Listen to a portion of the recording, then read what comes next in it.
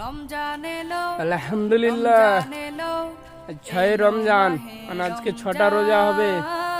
আর আল্লাহর রহমতে 6টা রোজা ভালোই কাটলো।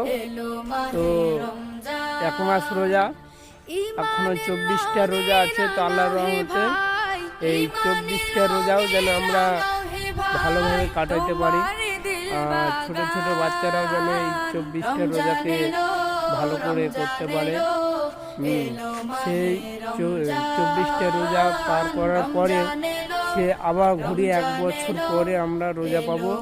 তো আমরা ছোট বড় সবাই মিলে 24টা রোজাকে সম্মান দিয়ে, ভালোবাসা দিয়ে এই 24টা রোজা আমরা সবাই করব, সকলেই করব। যে যেখানে থাকি না কেন এই 24টা রোজা ইনশাআল্লাহ করব। সবাই ভালো একজন রোজাকে রোজা করবেন সবাই মিলে।